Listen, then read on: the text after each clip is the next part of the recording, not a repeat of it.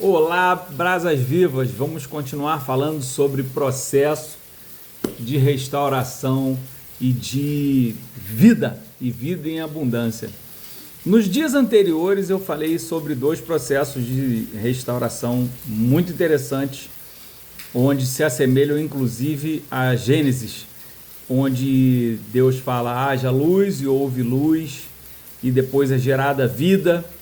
Então, os dois processos anteriores, se você não assistiu, assista, são os vídeos sobre a ressurreição de Lázaro e também sobre o encontro da dracma perdida.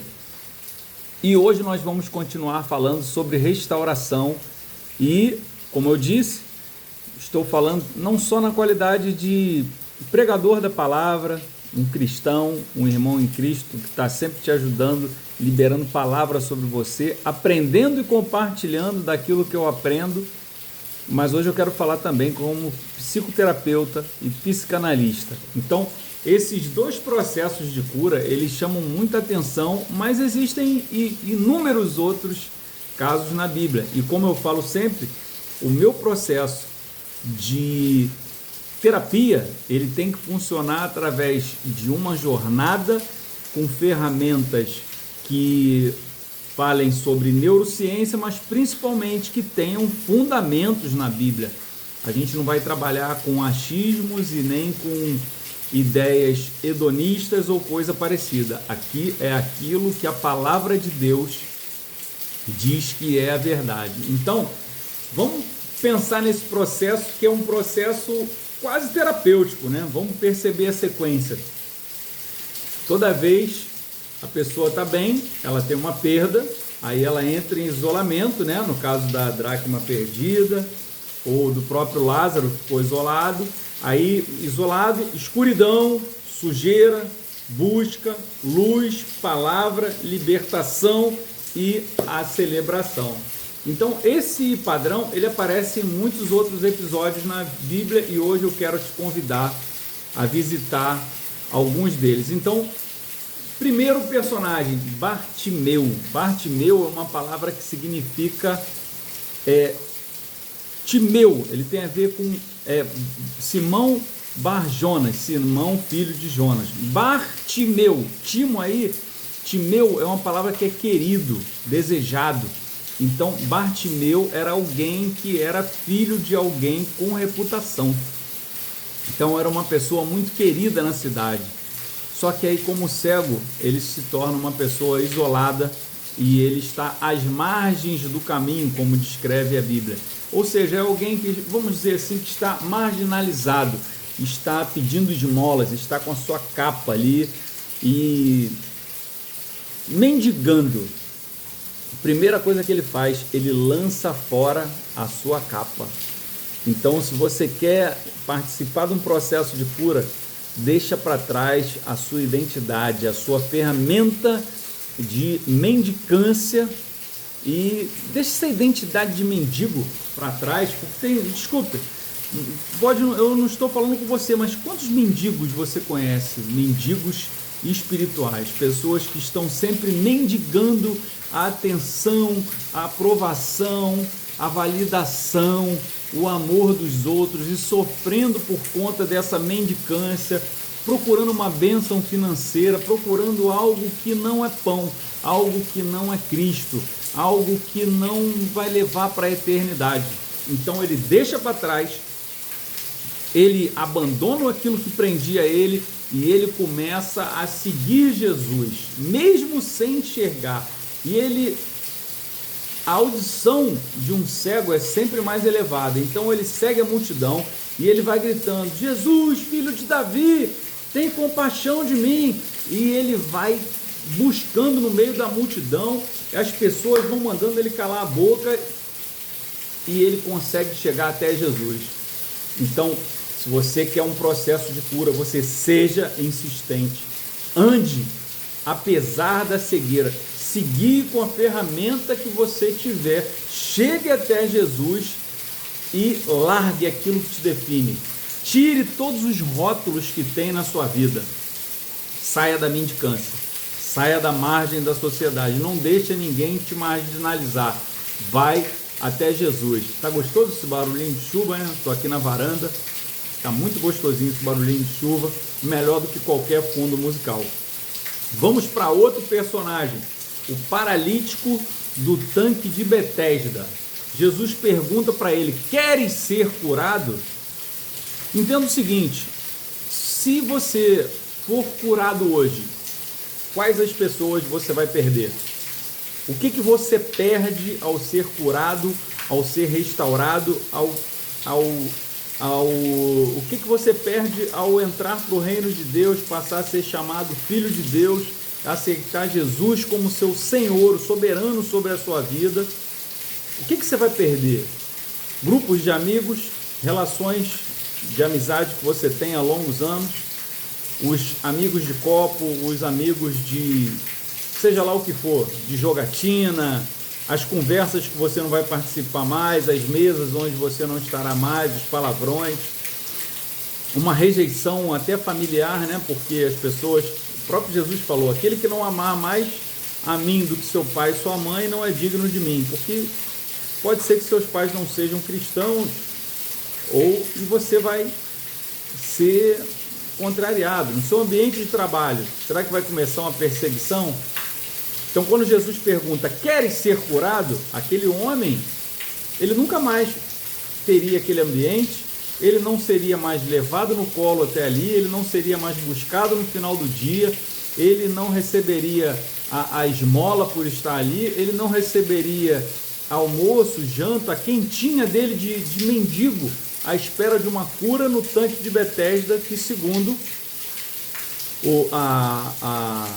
a instrução bíblica ali, um anjo entrava na água, a teoria é que um anjo entrava na água, balançava a água, e quem entrasse primeiro ficaria curado.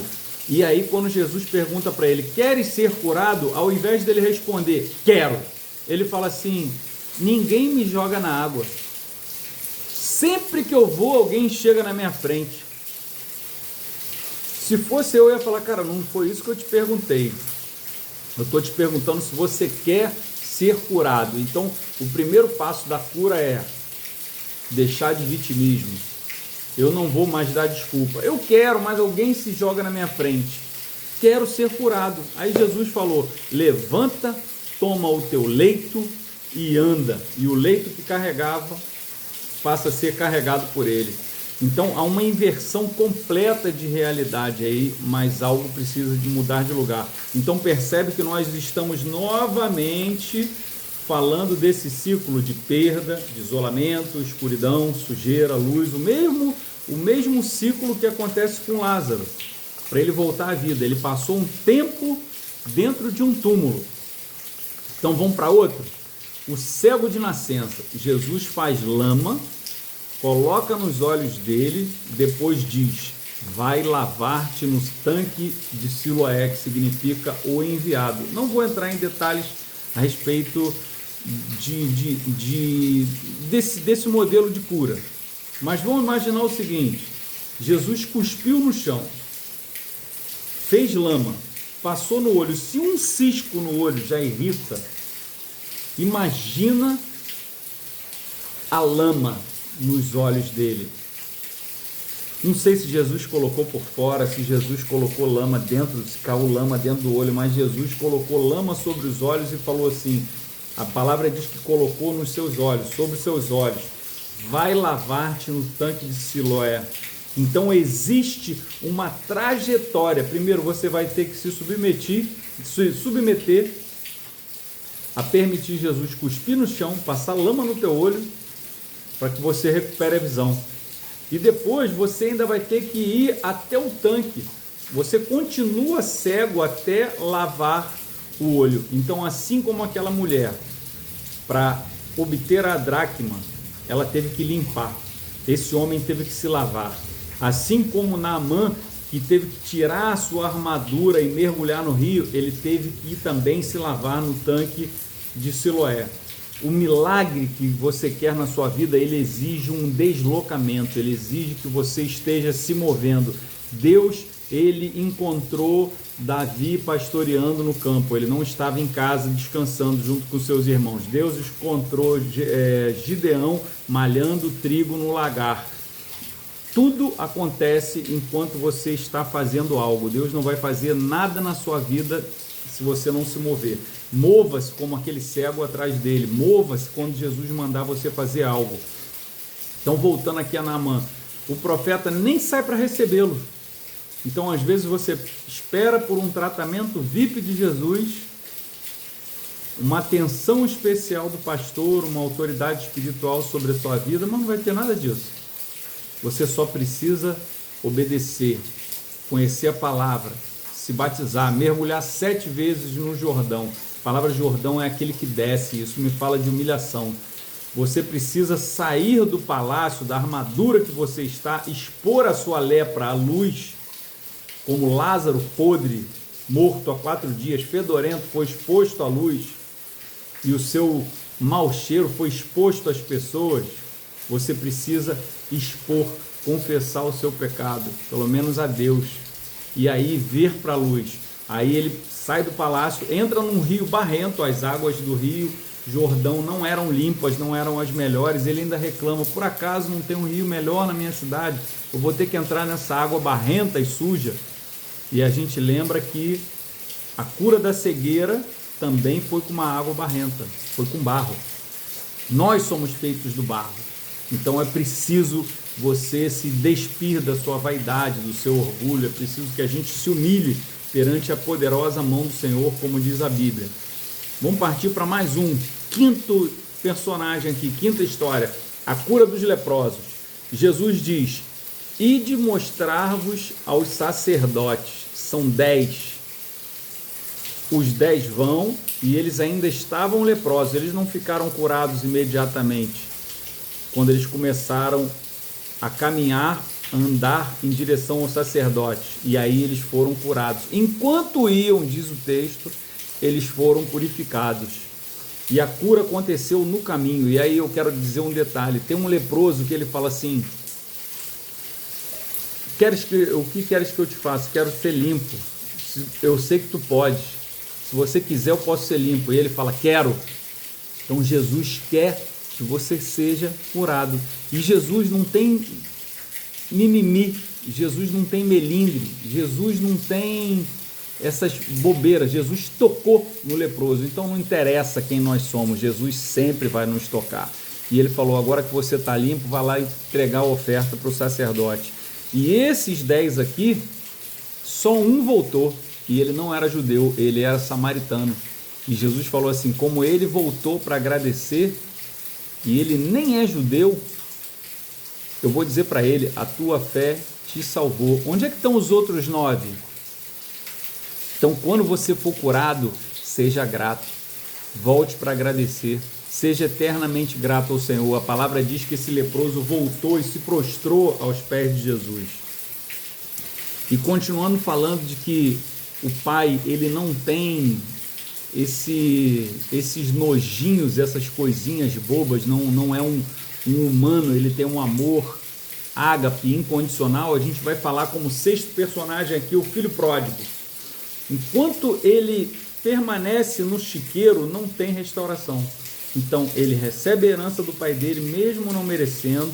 Ele vai lá, gasta tudo que tem, e aí ele está num chiqueiro comendo bolota com os porcos. Aí e ele cai em si.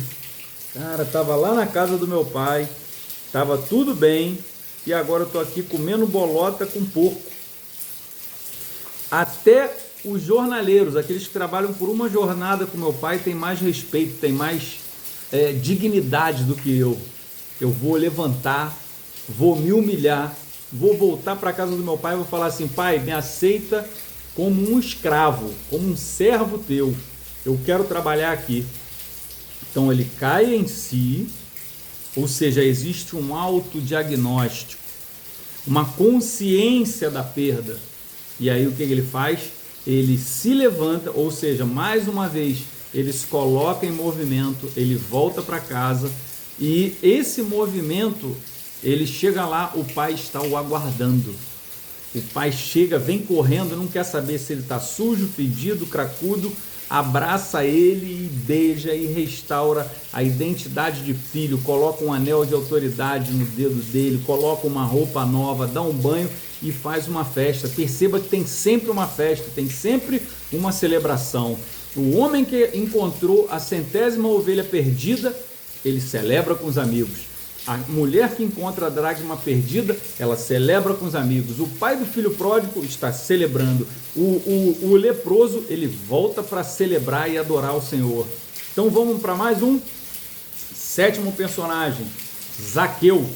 Para enxergar Jesus, ele sai do meio da multidão. Então, se você quer um milagre, não esteja na média das pessoas, não esteja na mediocridade, não esteja no meio da multidão. Se você quer se diferenciar, se você quer ter um resultado diferente, você não vai se comportar igual a todo mundo. Então ele sai do meio da multidão, ele corre, ele sobe numa árvore e aí ele muda literalmente uma posição onde ele vê Jesus diferenciadamente, onde Jesus também pode vê-lo. Então coloque-se num lugar onde Jesus possa vê-lo. Aquela mulher do fluxo de sangue, ela vai, passa pelo meio da multidão e toca Jesus. Ela não se importa. O cego, ele sai da margem da sociedade, vai andando e clama por Jesus. Então não existe como acontecer um milagre sem um processo. Você precisa se movimentar. Então aí Jesus fala que vai jantar na casa dele. Jesus nem prega para ele, ele fala assim: ó, eu estou arrependido, tudo que eu peguei a mais eu vou devolver, vou fazer, vou restituir. E aí Jesus fala assim: hoje a salvação chegou nessa casa. Então, se você quer salvação, faça o mesmo processo de Zaqueu. Tenha um autodiagnóstico, tenha um arrependimento, saiba que você errou, se arrependa, fala: eu vou praticar esse modo de arrependimento e eu vou repor, eu vou praticar justiça, eu vou praticar um antsedacá, eu vou devolver a quem eu lesei em algum momento. E aí a vida dele muda e a salvação chega na casa dele. Então vamos para mais um personagem, Elias. Elias, ele recebe uma ameaça de Jezabel, fala que vai matá-lo. Elias acaba de fazer descer fogo do céu.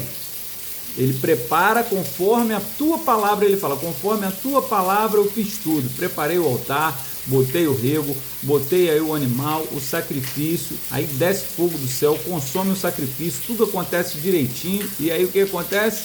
A Jezabel fala: assim como você matou meus profetas, também vou te matar. Ele se esconde debaixo de um zimbro e foge para o deserto. Primeiro, descanso. Chega um anjo e dá alimento para ele. Depois ele caminha 40 dias. Depois ele chega numa montanha. A mudança de ambiente faz parte da restauração.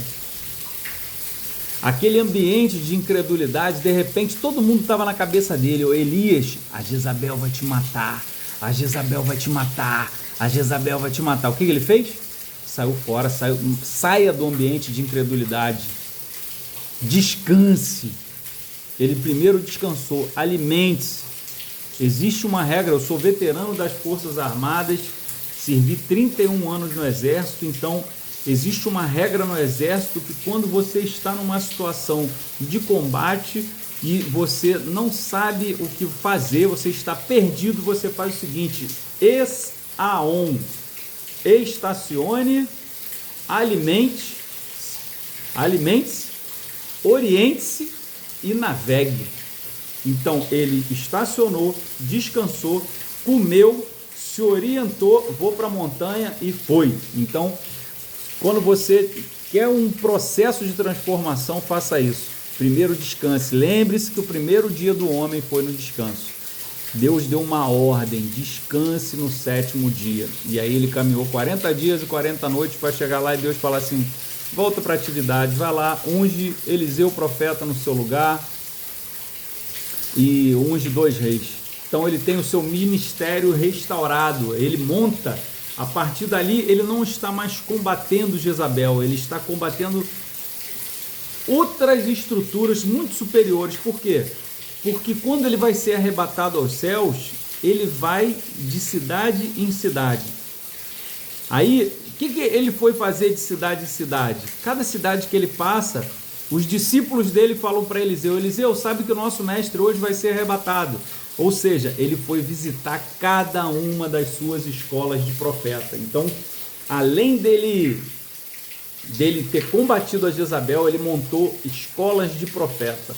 E eu quero dizer para você que nós estamos aqui para ensinar a palavra, ensinar você a se mover e manusear a espada do Espírito, que é a palavra. Essa aqui é uma escola de ativação do seu dom e desenvolvimento.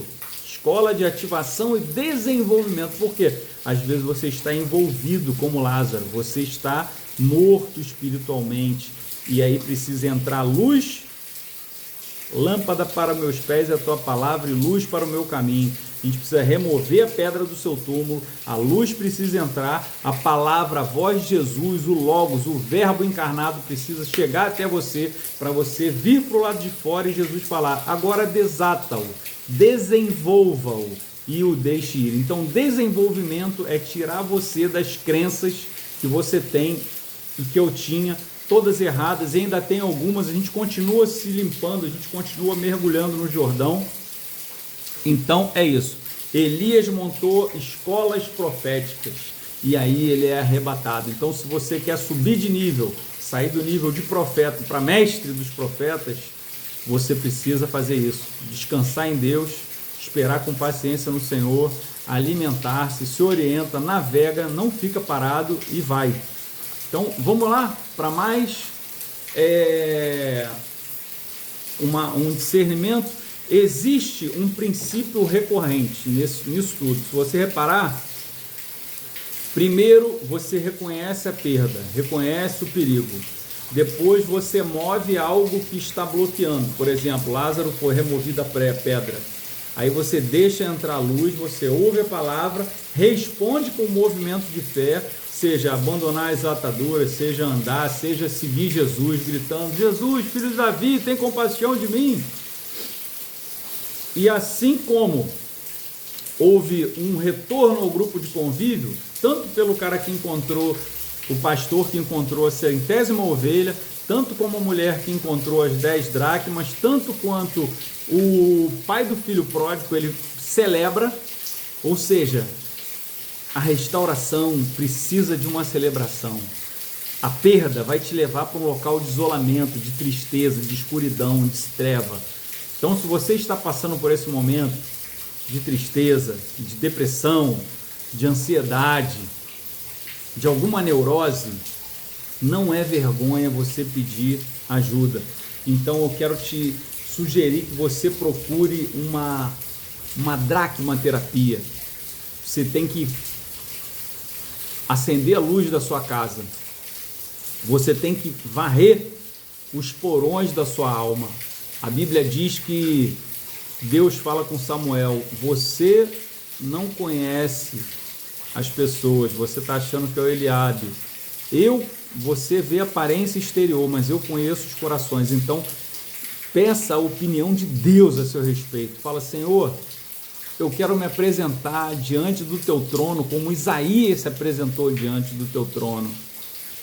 Quando a sua luz refletiu nele, ele falou assim: eu sou um homem impuro, de impuros lábios, e meus olhos viram o rei. Pedro também, quando vê que Jesus faz o milagre, fala: aparta-te de mim, que eu sou pecador. Então, Davi vai falar assim: sonda e vê se há em mim algo mal. Guia-me pelas tuas veredas de justiça.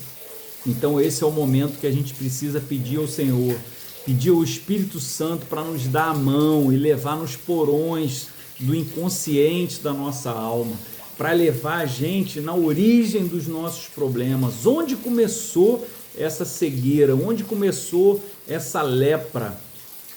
Onde começou esse medo, esse pânico que fez com que o Elias fugisse para um monte? Existe um lugar chamado Bânias, né? que é onde Jesus leva os seus discípulos e fala assim: as portas do inferno não prevalecerão contra a igreja. Aquele local era o local de culto ao deus Pan. Pan, daí vem a origem pânico. Então, se você quer cura, se você quer restauração para a sua vida, restauração para o seu casamento você acha que está morto e sepultado, se a sua vida profissional está estagnada, se você está isolado do convívio social como um leproso, porque o leproso ele tinha que andar com a canequinha sacudindo, com a moeda dentro, dizendo leproso, leproso, leproso, para não ser apedrejado, porque ele não podia se aproximar de ninguém. Você viu que o cego estava à margem da sociedade.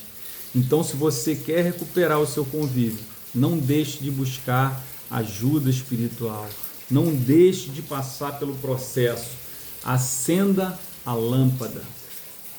Paulo passou por um processo. Ele teve que encontrar Jesus no meio do caminho. Ele teve que escutar a voz de Jesus. Ele teve que ficar cego por 3 dias. Alguém teve que impor as mãos sobre ele. Então, busque ajuda. Então, eu falo com você como psicanalista, como psicoterapeuta. Aprenda a respeitar os processos. Mantenha-se em movimento. Reconheça a perda. Siga a jornada. Se Jesus falou para você andar, Ele vai te curar. Então, deixe entrar a luz. Ouça a palavra de Deus. Responda às ordens de Deus com movimento de fé. Deus falou com Abraão: Abraão, sai da tua terra, da tua parentela e vai para a terra que eu te mostrarei. Ele se pôs em movimento. E deixe que alguém tire as suas ataduras, que alguém te desenvolva para que você possa ver, que alguém ponha a mão sobre os seus olhos para que as tuas escamas dos seus olhos caiam como caíram as escamas de Saulo para ele se tornar Paulo. Deixe que alguém diga para você tirar sua armadura e mergulhar no rio. Então você vai poder retornar ao convívio, retornar à vida anterior que você tinha, acessar a vida em abundância que Jesus tem para você e celebrar a sua restauração. Então existe todo um processo, nada é de uma hora para outra. Então Jesus quer tocar nos seus olhos, Ele quer mandar você se lavar no tanque de Siloé. Jesus quer perguntar: que queres que eu te faça? Queres ser curado? E não faça como aquele homem do tanque de Betesda. Diga: só quero.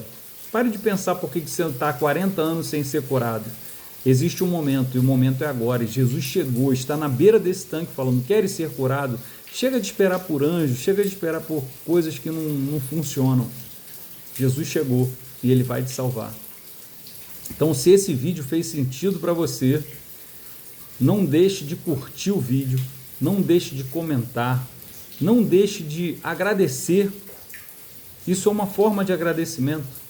Não deixe de compartilhar esse vídeo com quem precisa, porque isso é uma forma de você evangelizar, é uma forma de você propagar essa palavra. Talvez você fale assim: eu não tenho esse dom da oratória. Mas se você compartilhar esse vídeo, você já está fazendo o mesmo papel que você faria se você falasse tudo isso para uma pessoa. Então compartilhe esse vídeo e eu vou deixar aqui os meus links das minhas redes sociais, caso você queira passar por um processo terapêutico. E não sei em que momento você vai estar assistindo esse vídeo. Esse vídeo está sendo gravado em 2026. A agenda poderá estar lotada, mas uma forma de você continuar acessando essas ferramentas é se inscrever aqui no canal e continuar assistindo os nossos vídeos. Deus te abençoe, até a próxima. Que o Espírito do Senhor esteja sobre você, traga luz, que a voz e a palavra de Jesus chegue à tua vida e você seja restaurado e retorne ao convívio. Abraço.